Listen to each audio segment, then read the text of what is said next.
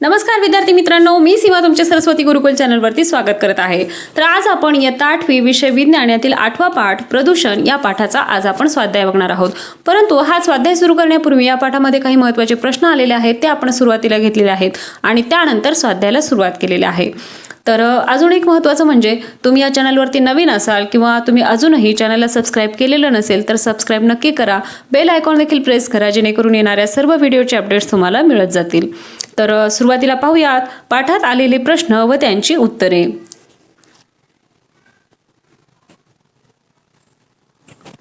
यामध्ये पहिलं दिलं आहे निरीक्षण करा। यामध्ये 3 चित्रे दिसत आहेत, त्या चित्रांचं निरीक्षण करायचं आहे आणि त्या आधारित पुढील प्रश्नांची उत्तरे द्यायची आहेत। यामध्ये पहिला प्रश्न आहे, पर्यावरणातील या समस्या का निर्माण झाल्या असाव्यात? याचं उत्तर, पहिल्या चित्रात जलप्रदूषण दिसत आहे। जलाशयाच्या किनाऱ्याला कारखाने आहेत, त्यातून प्रदूषके पाण्यात सोडली असावीत। तसेच कारखान्यातून हवेत देखील विषारी वायू सोडले आहेत। दुसऱ्या चित्रात धूर सोडणारी मोटारगाडी दिसत आहे। तिसऱ्या चित्रात औष्णिक ऊर्जा निर्मिती करणाऱ्या भट्ट्यांमुळे खूप प्रमाणात हवा प्रदूषित होत आहे। या सर्व चित्रातून एक समान बाब लक्षात येते, ती म्हणजे कोणालाही पर्यावरण रक्षणाची जबाबदारी समजत नाही। बेताल मानवी वागण्यामुळे पर्यावरणातील प्रत्येक परिसंस्थेतील प्रदूषण घातक पातळीवर आहे।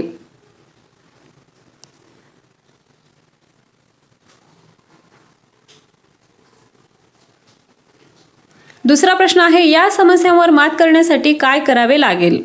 याचं उत्तर आहे, प्रदूषण नियंत्रण करणे हा एकच उपाय तिन्ही चित्रांतील समस्यांवर आहे। मानव स्वतःच्या विकासापोटी करीत असलेल्या अनेक क्रिया पर्यावरणाला घातक असतात। याचे भान ठेवून त्याने अशा समस्या निर्माण न करण्याचा प्रयत्न केला पाहिजे। पुढे आहे सांगा पाहू या शीर्षकाखाली प्रश्न पाहूया।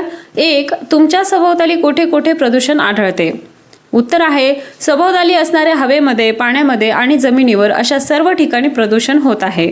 दुसरा प्रश्न, प्रदूषण कशामुळे होते? याचं उत्तर पाहूया। 1. समुद्र, नद्या, तलाव, कालवे अशा सर्वच ठिकाणी औद्योगिक कारखान्यातून किंवा घराघरातून प्रदूषित पाणी सोडले जाते।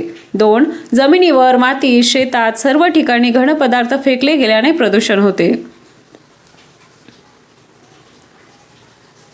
3. शेतात खते, कीटकनाशके यांच्यामुळे मोठ्या प्रमाणात प्रदूषण होते। 4. हवेमध्ये निरनिराळे विषारी वायू आणि कणरूप पदार्थ सोडल्यामुळे हवा देखील प्रदूषित होते। 5. काही प्रकारचे प्रदूषण नैसर्गिक कारणांनी होते, उदाहरणार्थ वणवे, धुळीची वादळे, ज्वालामुखीचा उद्रेक इत्यादी।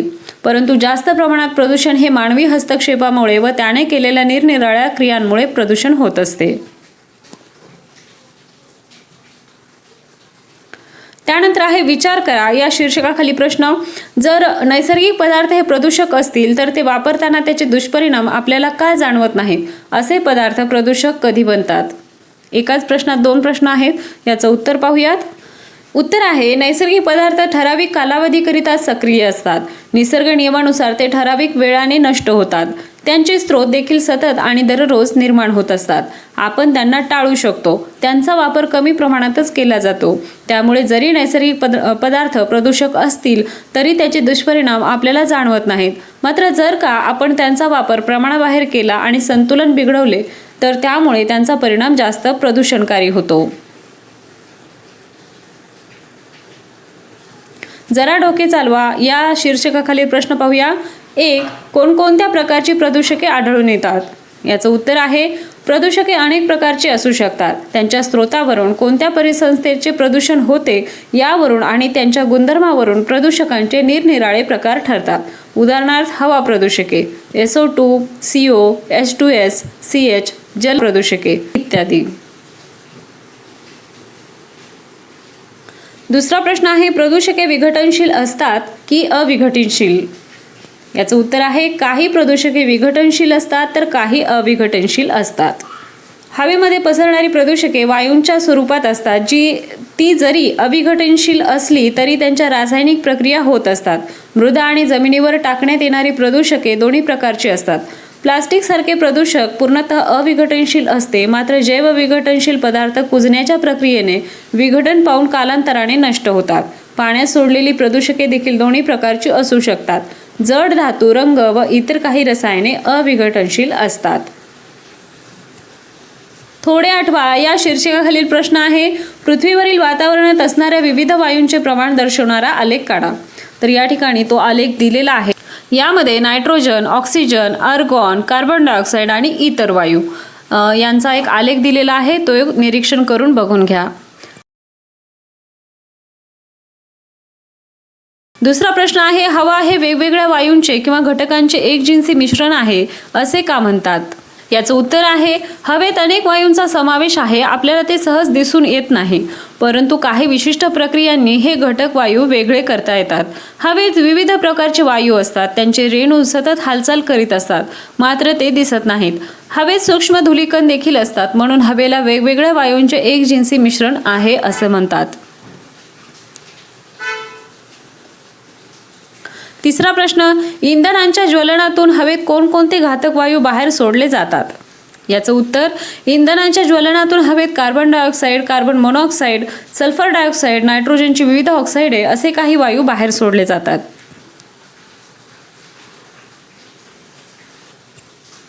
सांगा पाहू या शीर्षकाखाली प्रश्न आहे खालील चित्रातील हवा प्रदूषण कोणत्या घटकांमुळे होते ते सांगा. आता या ठिकाणी चित्र दिलेलं आहे, तर ते चित्र पाहून त्यापुढे आपल्याला सांगायचं आहे की ते प्रदूषण कशामुळे होतं. वणव्यामुळे carbon dioxide, sulphur dioxide, hydrogen sulphide व धूर वातावरणात मिसळतो आणि त्यामुळे प्रदूषण होतं. दुसऱ्या चित्राचं निरीक्षण करून घ्या. दुसऱ्या चित्रात आपल्याला काय दिसतं? ज्वालामुखीचा उद्रेक. तर या उद्रेकातून घनरूप, वायुरूप व द्रवरूप पदार्थ बाहेर पडतात. उदाहरणार्थ hydrogen sulphide, sulphur dioxide, carbon dioxide, ammonium chloride, hydrogen, बाष्प, धूलिकण या सर्वांमुळे हवा प्रदूषण होते. आता तिसऱ्या चित्राचं निरीक्षण करायचं आहे. यामध्ये काय काय दिसत आहे आणि त्यानुसार प्रदूषण कशा प्रकारे होतं ते आपल्याला सांगायचं आहे. तर यामध्ये इंधनाचा वापर दिसून येतो. दगडी कोळसा, लाकूड, LPG, रॉकेल, डिझेल, पेट्रोल यांच्या वापरामुळे carbon dioxide, carbon monoxide, nitrogen oxide, sulphur dioxide, शिशाची संयुगे हवेत मिसळतात. घनकचरा, शेतीचा कचरा, बागेतला कचरा उघड्यावर जाळल्यामुळे हवा प्रदूषण होते. विचार करा या शीर्षकाखालील प्रश्न पाहूया. 1. वरील प्रमुख कारणांशिवाय हवा प्रदूषणाची कारणे कोणती आहेत? उत्तर आहे 1. बांधकाम उद्योग, जुनी घरे पाडणे, रस्ते खोदणे या शहरात चालू असणाऱ्या कृतींमुळे कणरूप प्रदूषितामुळे हवा प्रदूषण होते. 2. सण समारंभ या निमित्ताने लावले जाणारे फटाके, उडवला जाणारा गुलाल यामुळे हवा प्रदूषण होते. 3. इंधनावर चालणारी स्वयंचलित 4 चाकी वाहने आणि 2 चाकी वाहने यांच्या अनियंत्रित प्रमाणातल्या संख्येमुळे आणि बेबंद वाहतुकीमुळे खूप मोठ्या प्रमाणात हवा प्रदूषण होते. दुसरा प्रश्न आहे 4 स्ट्रोक इंजिन गाड्यांपेक्षा 2 स्ट्रोक इंजिन गाड्यांमुळे हवा जास्त प्रदूषित होते का? याचं उत्तर आहे होय. 4 स्ट्रोक इंजिन गाड्यांपेक्षा 2 स्ट्रोक इंजिन गाड्यांमुळे हवा जास्त प्रदूषित होते. स्कूटर, मोटरसायकल अशा वाहनात 2 स्ट्रोक इंजिन असते. हे इंजिन इंधनाचे रूपांतर अकार्यक्षम पद्धतीने करते. यात इंधनाचे संपूर्ण ज्वलन होत नाही, त्यामुळे अनेक दुय्यम प्रकारची प्रदूषिते निर्माण होतात. तसेच यात एक्झॉस्ट यंत्रणा नसते. 2 स्ट्रोक इंजिन गाड्यांमुळे सेंद्रिय एरोसोल आणि सूक्ष्म घनरूप कण हवेमध्ये सतत फेकले जात असतात. काजळीचे बारीक कण आणि असे एरोसोल कर्करोगजन्य असतात. अशा 2 स्ट्रोक इंजिनच्या गाड्यांमुळेच हवेचे मोठ्या प्रमाणात प्रदूषण होते. पुढचा प्रश्न आहे थोडे आठवा या शीर्षकाखाली ओझोनच्या थराचे महत्त्व काय? उत्तर आहे ओझोन थरामुळे सूर्याची अवरक्त म्हणजेच इन्फ्रारेड आणि अतिनील अल्ट्राव्हायोलेट किरणे पृथ्वीच्या पृष्ठभागापर्यंत पोहोचू शकत नाहीत. जीवसृष्टी त्यामुळे बचावते. जर ही ओझोनची छत्री नसती तर सजीवांची हानी झाली असती आणि कर्करोगासारख्या आपत्तींना आपल्याला सामोरे जावे लागेल. पुढचा प्रश्न आहे ओझोनच्या थरात घट होण्याची कारणे कोणती? याचं उत्तर आहे हवेत प्रदूषक म्हणून सोडण्यात येणाऱ्या क्लोरोफ्लोरोकार्बन्स या पदार्थांनी ओझोनच्या रेणूंवर प्रक्रिया होते. क्लोरोफ्लोरोकार्बन्स हा रासायनिक पदार्थ रेफ्रिजरेटरमध्ये वापरला जातो. स्प्रे आणि जेट विमानांच्या उड्डाणाने देखील या पदार्थाची निर्मिती होते. त्यामुळे ओझोन थराला भगदाड पडत आहे असे शास्त्रज्ञांनी नमूद केले आहे. पुढचा प्रश्न आहे वापरण्यास योग्य असे पाणी आपणास कोणकोणत्या जलस्रोतातून मिळते? उत्तर आहे क्षारता आणि प्रदूषित नसलेल्या जलस्रोतातील पाणी आपण वापरू शकतो. उदाहरणार्थ नद्या, सरोवरे, ओढे, कालवे, तळी, विहिरी इत्यादी ठिकाणी असणारे गोडे पाणी आपण वापरू शकतो.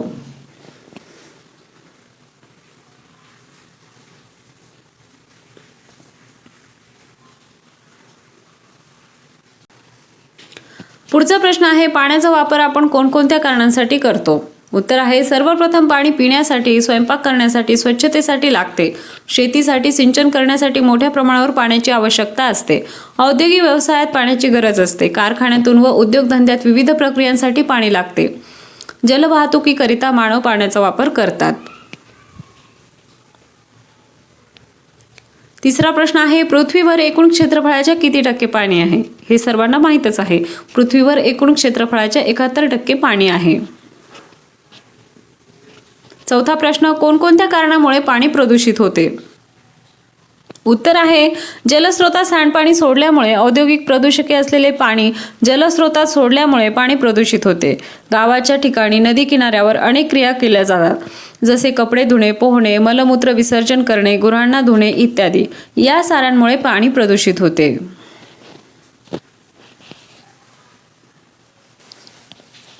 पाचवा प्रश्न आहे, पाण्याला जीवन असे का म्हणतात? उत्तर आहे, पाण्यामुळेच जगणे शक्य होते. वनस्पती किंवा प्राणी असा कोणताही सजीव पाण्याशिवाय जिवंत राहू शकत नाही, म्हणून पाण्याला जीवन असे म्हणतात. थोडे आठवा या शीर्षकाखालील प्रश्न आहे, जमिनीची धूप म्हणजे काय? याचं उत्तर आहे, जमिनीच्या वरच्या सुपीक मृदेचा थर निरनिराळ्या कारणांनी निघून जाणे किंवा वाहून जाणे म्हणजे जमिनीची धूप होय. 2. मृदेची सुपीकता कमी होण्याची कारणे कोणती? याचं उत्तर, खतांचा बेसुमार वापर, घरगुती टाकाऊ पदार्थ, जैववैद्यकीय पदार्थ, कीटकनाशके आणि कारखान्यातील उत्सर्जके अशा सर्व पदार्थांमुळे जमिनीवरच्या मृदेची सुपीकता नष्ट होते. तसेच भूस्खलनासारख्या नैसर्गिक बदलामुळे, मानवी क्रियामुळे जमिनीवर विषारी घनकचरा टाकणे यामुळे प्रदूषण होते व मृदेची सुपीकता कमी होते. तर विद्यार्थी मित्रांनो, आतापर्यंत आपण पाठात आलेले प्रश्न व त्यांची उत्तरे पाहिली. आता आपण स्वाध्यायाला सुरुवात करूया. यातील पहिला प्रश्न आहे, खाली काही वाक्ये दिली आहेत, ती कोणत्या प्रकारच्या प्रदूषणात मोडतात ते सांगा. त्यामध्ये दिल्लीत भर दिवसा धुके असल्याचे जाणवते. तर हे कोणत्या प्रकारचं प्रदूषण आहे? तर हे हवा प्रदूषण आहे. पाणीपुरी खाल्ल्यावर बरेचदा उलट्या व जुलाबांचा त्रास होतो. तर हे कोणत्या प्रकारचं प्रदूषण आहे किंवा त्याचा परिणाम कशा प्रकारचा होतो? तर हे जलप्रदूषण आहे.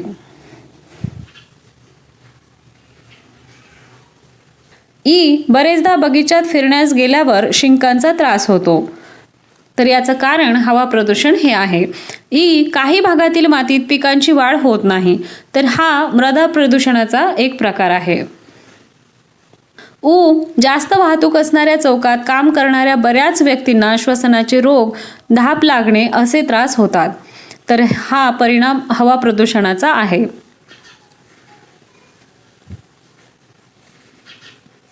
दुसरा प्रश्न आहे, परिच्छेद वाचून त्यात कोणकोणते प्रदूषणाचे विविध प्रकार आलेत व कोणत्या वाक्यात आलेत ते नोंदवा. या ठिकाणी एक परिच्छेद दिलेला आहे, तो काळजीपूर्वक वाचायचा आहे आणि त्यामध्ये कोणकोणत्या वाक्यात कोणकोणत्या प्रकारचं प्रदूषण आलेले आहे ते लिहायचं आहे. आता या ठिकाणी हा परिच्छेद मी वाचत बसणार नाही, डायरेक्ट आपण उत्तरे घेऊया. 1. शाळेत जाताना त्याला वाटेत अनेक 4 चाकी, 2 चाकी गाड्या, रिक्षा, बस या वाहनांची वाहतूक लागते. या वाक्यावरून आपल्या लक्षात येतं की या ठिकाणी हवा प्रदूषण होत आहे. दुसरं आहे, काही दिवसांनी त्याला दम्याचा त्रास व्हायला लागला. तर हे कशामुळे होतं? हवा प्रदूषणामुळे होतं. 3. निलेश जेव्हा गावात फिरला तेव्हा त्याला अनेक ठिकाणी कचऱ्याचे ढीग दिसले. या ठिकाणी आपल्याला मृदा प्रदूषण सांगता येईल. 4. अनेक ठिकाणी प्राणी, मानवी मलमूत्रांची दुर्गंधी येत होती. तर यामध्ये आपल्याला हवा प्रदूषण दिसून येईल. 5. काही ठिकाणी छोट्या नाल्यातून दुर्गंधी येणारे काळे पाणी वाहताना दिसले. तर हा जलप्रदूषणाचा प्रकार आपल्याला सांगता येईल. 6. काही दिवसांनी त्याला पोटाच्या विकारांचा त्रास व्हायला लागला. तर या वाक्यावरून आपल्या लक्षात येईल की हे जलप्रदूषणाचा परिणाम आहे. तिसरा प्रश्न आहे, व ब स्तंभाची योग्य सांगड घालून प्रदूषित घटकाचा मानवी स्वास्थ्यावर कोणता परिणाम होतो ते स्पष्ट करा. या ठिकाणी स्तंभ, ब स्तंभ दिलेला आहे. या ठिकाणी आपल्याला योग्य जोड्या जुळवायच्या आहेत.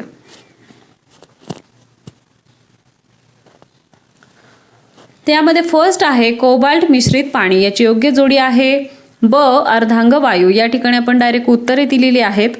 2. मिथेन वायू. तर याची योग्य जोडी आहे ड त्वचेचा कॅन्सर. 3 शिसे मिश्रित पाणी, तर याची योग्य जोडी आहे अ मतिमंदत्व. 4 सल्फर डायऑक्साईड, याची योग्य जोडी आहे ई डोळे चुरचुरणे. 5 नायट्रोजन डायऑक्साईड, याची योग्य जोडी आहे क फुफ्फुसांवर सूज येणे.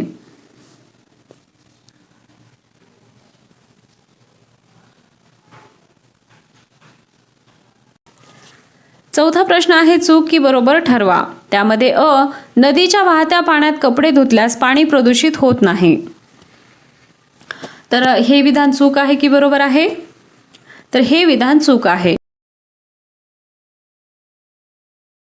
आ विजेवर चालणारी यंत्रे जितकी जास्त वापरावी तितके प्रदूषण जास्त होते, तर हे विधान बरोबर आहे.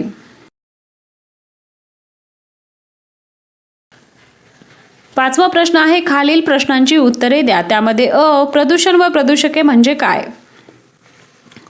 तर आपण सुरुवातीला प्रदूषण म्हणजे काय ते पाहूया. परिसंस्थेला हानिकारक ठरणारे असे नैसर्गिक पर्यावरणाचे दूषितीकरण म्हणजे प्रदूषण होय. आता प्रदूषके म्हणजे काय ते पाहूया. परिसंस्थेच्या नैसर्गिक कार्यात अडथळा आणणाऱ्या आणि वनस्पती, प्राणी आणि मानवावर घातक परिणाम करणाऱ्या पदार्थांना प्रदूषके म्हणतात.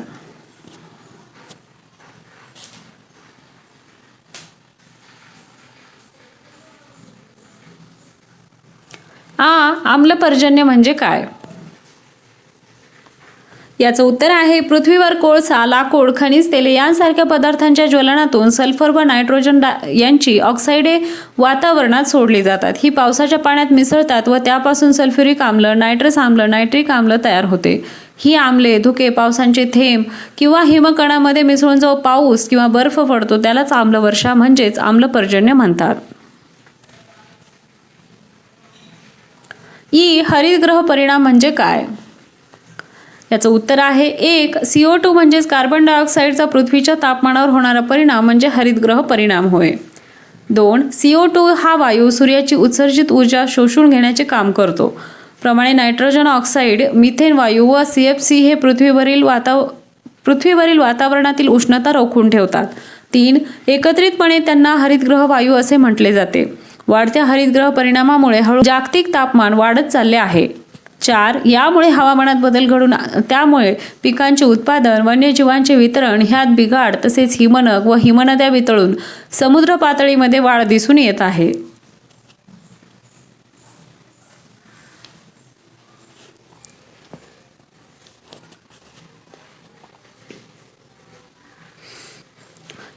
दृश्य प्रदूषके व अदृश्य प्रदूषके कोणती? उत्तर आहे जे प्रदूषणकारी पदार्थ डोळ्यांना सहज दिसून येतात त्यांना आपण दृश्य प्रदूषके म्हणू शकतो. उदाहरणार्थ घनकचरा, प्लास्टिकच्या वस्तू, प्लास्टिक पिशव्या, पाण्यात तरंगणारे पदार्थ, धातूंच्या वस्तू इत्यादी. जी प्रदूषके पाण्यात अथवा हवेत संपूर्णपणे मिसळून गेली असतील अशा प्रदूषकांना अदृश्य प्रदूषके म्हणतात. उदाहरणार्थ हवेत फवारलेली कीटकनाशके, एरोसोल सारखे पदार्थ, हवेत मिसळलेले अनेक घातक वायू, पाण्यात विद्राव्य असलेले विषारी पदार्थ इत्यादी.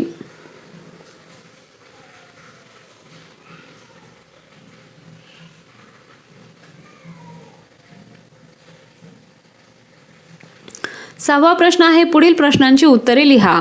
त्यामध्ये अ तुमच्या आसपासच्या भागात आढळलेली हवा प्रदूषण, जल प्रदूषण व मृदा प्रदूषण यांची प्रत्येकी 2 उदाहरणे द्या.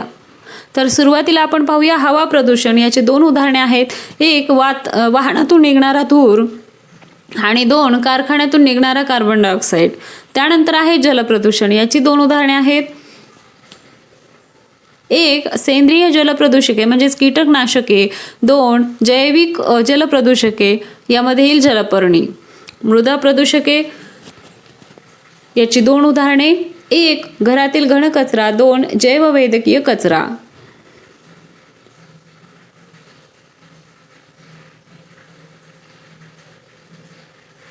वाहनांमुळे प्रदूषण कसे घडते? कमीत कमी प्रदूषण ज्यामुळे घडते अशा काही वाहनांची नावे सांगा. उत्तर पाहूयात. 1 वाहनातील जीवाश्म इंधनाच्या अर्धवट ज्वलनामुळे कणरूप पदार्थ ज्वलन न झालेली hydrocarbons, carbon monoxide, nitrogen oxide आणि काही कर्करोग निर्माण करणारी रसायने असतात. 2 पेट्रोल, डिझेल, नैसर्गिक वायू व गॅसोलीन यांसारख्या इंधनाच्या ज्वलनातून CO2 वायू बाहेर टाकला जातो, यामुळे हवेचे प्रदूषण होते. प्रदूषण न करणारी वाहन म्हणजे सायकल, विजेवर चालणारी वाहने व CNG वर चालणारी वाहने कमी प्रदूषण करतात.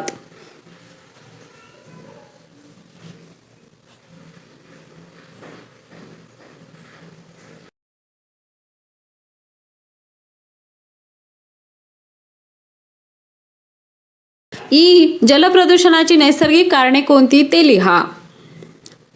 1. पाण्यात शैवाल जास्त वाढल्याने पाणी अस्वच्छ होते. 2. जमिनीवरील कृमी पावसाच्या पाण्यात वाहत जाऊन पाण्यात मिसळतात, त्यामुळे पाणी अस्वच्छ होते.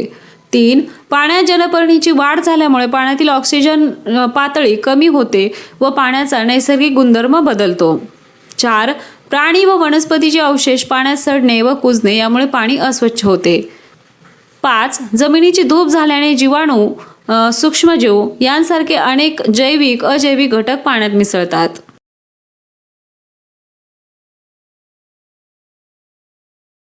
6. पाण्यात कुजणाऱ्या सेंद्रिय पदार्थांवर कवक व जीवाणूंची वाढ होते, त्यामुळे जलप्रदूषण होते.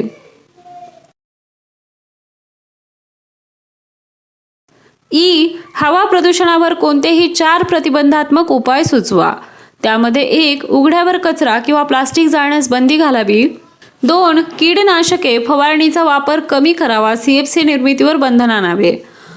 3. वाहन व कारखान्यामधून निघणारा धूर वाहने व कारखाने यांच्यात नियंत्रण असावे, वारंवार तपासणी व्हावी. 4. अणुचाचण्या आणि विघातक रासायनिक अस्त्रे यांच्यावर जागतिक पातळीवर नियंत्रण असावे.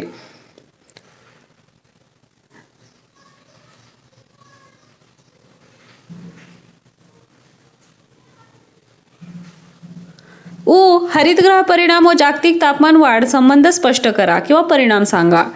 याचं उत्तर आहे 1. हरितगृह परिणामामुळे पृथ्वीवरची उष्णता टिकून राहते, त्यामुळे जागतिक तापमान वाढ झाली आहे. 2. कार्बन डायऑक्साईड आणि मिथेन यांसारख्या हरितगृह वायूंचे प्रमाण वाढत असल्यामुळे हरितगृह परिणाम वाढतो व त्याचा थेट परिणाम जागतिक तापमानवाढीवर होत आहे. त्याचे परिणाम पाहूया. यामध्ये 1. तापमान वाढल्यामुळे पृथ्वीच्या दोन्ही ध्रुवीय प्रदेशावरील बर्फ आणि हिमनग वितळत आहे, त्यामुळे समुद्राची पातळी वाढत आहे. 2. किनारपट्टीचे प्रदेश आणि बेटे पाण्याखाली जातील अशी भीती आहे. 3. तापमान वाढीने अनेक सजीवांच्या प्रजाती नष्ट झाल्या आहेत, वन्य प्राणी स्थलांतरित झाले आहेत. 4. समुद्राच्या पाण्याचे तापमान वाढल्यामुळे त्यातील प्रवाह बदलले जाऊन चक्रीवादळे, ढगफुटी, हरिकेन अशा नैसर्गिक आपत्ती वाढल्या आहेत. 5. पिकांचे उत्पादन कमी होत आहे. जेथे पाऊस पडत नाही अशा ठिकाणी दुष्काळी परिस्थिती निर्माण झाली आहे.